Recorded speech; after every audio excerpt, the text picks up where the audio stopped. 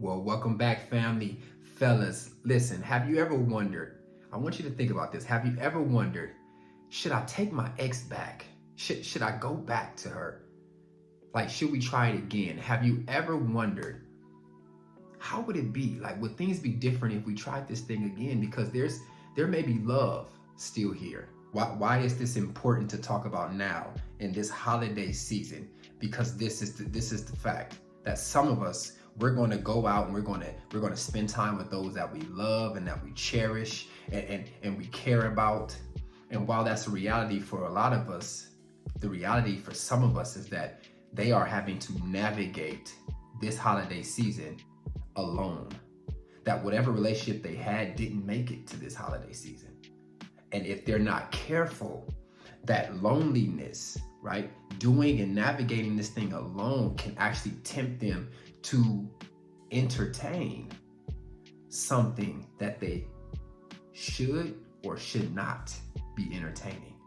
That's why this is important. Now, I want you to think about this, because there's going to be some people who are going to advise you this way. They're going to say, nah, bro, you broke up for a reason. You don't go back. You don't go backwards. That's one set of people. But others are going to also advise you this way. Well, if there's still love between you two, then you guys owe it to each other to actually try this thing again. Go explore it. Go see what happens. That's how some people are going to advise you. This is how I'm going to advise you. I'm not here to actually make the decision for you, but what I am here to do is to help you make informed decisions by informing you of some things you should take in consideration if you're thinking about going back. Because if you want to go back, that's cool, but you make sure you go back with your eyes wide open. And so what I want to do is I want to give you 3 things to consider if you're considering going back. Because Dr. Henry Cloud says this. He says a second chance is not a repeat of the first chance. And we have to keep that in mind if we're going to go back. And so number 1, here it is. Do not go back if the reason you left is still there. Do not go back if the reason you left is still there. This is so deep, right? See, what happens is oftentimes after a breakup, some time passes. And then what happens is we begin to start missing or desiring something or someone in our present that we didn't want in our past. And if we're not careful, we can slide into idealizing or romanticizing a version of that person. And so what happens is we start actually missing like what we had with them, the connection, the chemistry, the good times we had, the things we used to do. We start thinking about all kinds of things. And what we're doing is we're romanticizing parts of that person without painting a full picture of that person. And if we don't catch this, what we're going to do is we're going to start missing isolated things, not realizing that these isolated things that we miss and love about that person, they don't exist without the toxic things that you don't like about that person. And so you have to do your due diligence to actually make the assessment to say, okay, I honestly want to go back. I want to give it another chance. But is the thing that caused us to break up still there? And so you got to start asking yourself these questions. How am I any different now that would actually make this thing work? Because remember, this thing, it's two-sided. It can go both ways. They may not be the issue, you may be the issue. And so you got to ask yourself, am I different in any way that would actually make this work? Or are they different in any way that will make this work? And do I see any evidence, like tangible evidence, that this change is actually here or is taking place? Because listen, an apology or a verbal commitment to do better is not change. And if you re-enter into that relationship and there's no evidence of change, then what you're doing is you're signing yourself up to suffer. So that's number 1. Don't go back if the reason you left is still there. Number 2, don't go back if you have to be a completely different person in order for the relationship to work. This is what I'm not saying. I'm not saying that you shouldn't be a better version of yourself. But what I am saying is that you don't go back if going back means that you have to lose who you are in order to become who they want you to be.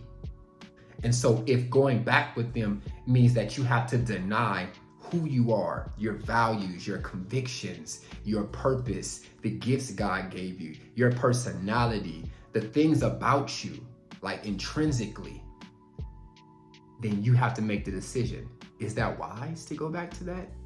And you have to ask yourself a question. Can I actually be myself in this relationship and it actually work? Or can they be themselves and it actually work? So number one, don't go back if the thing that caused you guys to leave or separate or break up is still there. Number two, do not go back if you have to be a completely different person in order for that thing to work. And lastly, here it is, number three, do not go back if you have not fully assessed all of the damage. See, usually when a breakup happens, this is what happens. There are wounds, there's damage, there's some broken pieces that are left behind that we have to face. And this is the reality here. Because breakups break us in ways, whether we realize it or not, and whether we want to admit it or not. Why do I say that? Because there's no such thing as a neutral relationship. Every relationship that we are in impacts us. And the very fact that we were in a relationship means that we have made emotional investments. So that means that when we break up, we're going to experience what is called trauma to some degree. Now, my trauma may look different than yours. My trauma may be loud. It may be noticeable. Your trauma may be silent.